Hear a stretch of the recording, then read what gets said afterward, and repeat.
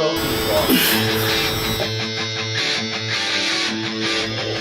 See what.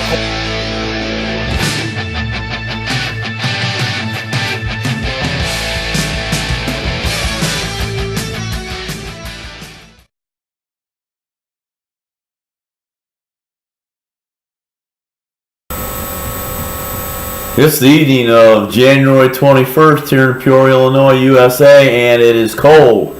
When it's going to warm up? Well, spring's going to eventually get here, right? It's got to warm up. So we're going through a little cold spell over here. And but I just wanted to touch on something that's talked about a lot, and a lot recently at the gym, is the old Gold's in Venice, California.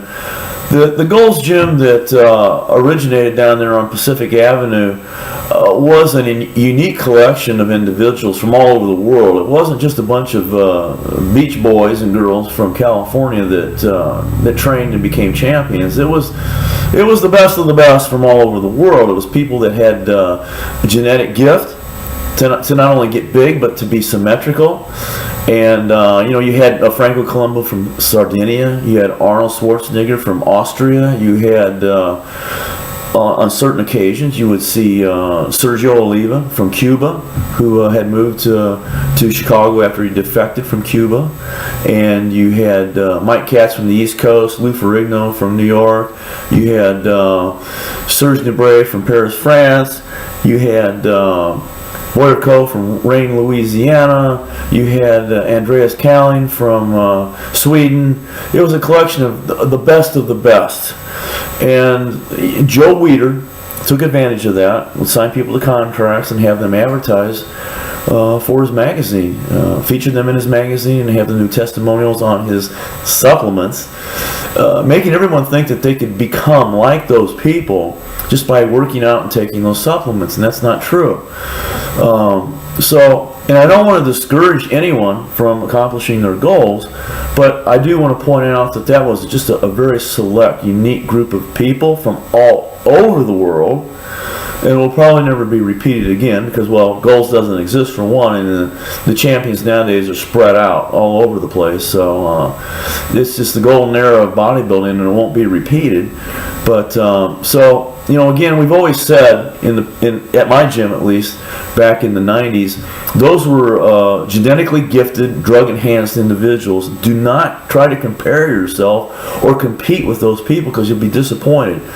Look at where you're at now, and then compare yourself to that a year from now, 5 years from now, and then you'll be satisfied. You'll see the results. You'll be pleased, and you'll have future goals that you can accomplish. But to try to be Arnold Schwarzenegger, that's a dangerous road to go down because you're going to be disappointed. Very few people have his genetics, and it's just a good idea to be you, be yourself.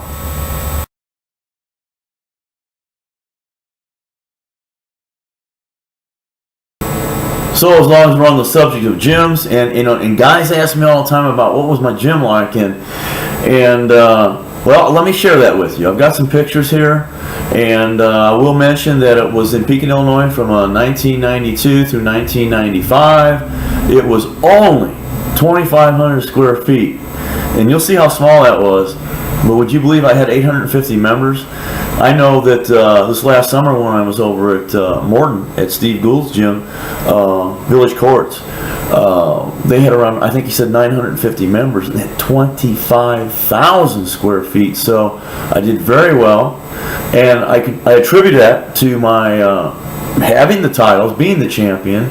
People want to be trained by a champion, and I did a lot of marketing. I'm very good at marketing. I did a lot of direct mail, telemarketing, television, radio. So, and I also promoted the gym through competitions and seminars. So, let's take a look at some of these photographs. This is the entry to Raya's Power and Fitness Center in Pekin, Illinois in 1992. On the inside, I had Reflex Fitness equipment, which was made in Orion, Illinois. This was basically a powerlifting gym, but it was also set up for for bodybuilders. You can see I had every piece of equipment one would need, and a couple of Olympic bench presses, and we had some really great pro dumbbells that were welded, like the Ivanko dumbbells. I think we went up to 120s, and then we had a powerlifting platform with the hydraulic squat stands. Again, some more pictures of our cable crossover machine, as you see here. And this is Mark Banter, Mr. USA, Mr. North America, who came over to do a seminar and then a little workout afterwards. Here's Mark doing some stiff-legged deadlifts. And my best powerlifter, Jim Herman, having a good time on my leg press. My bicep curl machine, which was very similar to a Nautilus bicep curl machine. A friend of mine doing declines on the outside of the cage rack. Another good friend doing hack squats on my hack squat machine. One of my employees doing leg extensions on my selectorized leg extension machine. Another friend doing incline bench presses. This is my favorite machine of all, the leg press, which is the key to the conventional deadlift.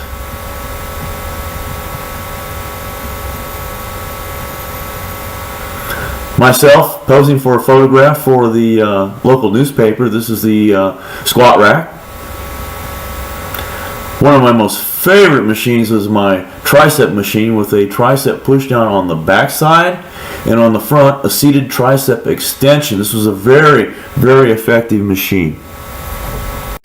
Of course, back in the early 90s you had to have step aerobics, and we had a little carpeted area with homemade steps, so we did have a step aerobic class. Of course, no gym would be complete without its mascot to put on its t-shirts, Raya's alligator. We never gave this fellow a name, but maybe we should have. So here I am 21 years later. It's almost hard to believe that much time has gone by, but I still have a few of the pieces that were in the gym. I have my bench press, I have my squat rack, my bar lifter with my California power bar, my bleeder bar. I have 950 pounds of standard plates, iron plates that are fairly accurate.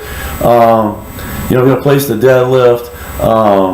So I'll always have a place to train no matter what happens out there in the commercial gym world. They don't like us deadlifting, they don't like us using chalk, making noise. No matter what happens, as long as I'm alive, powerlifting will be alive.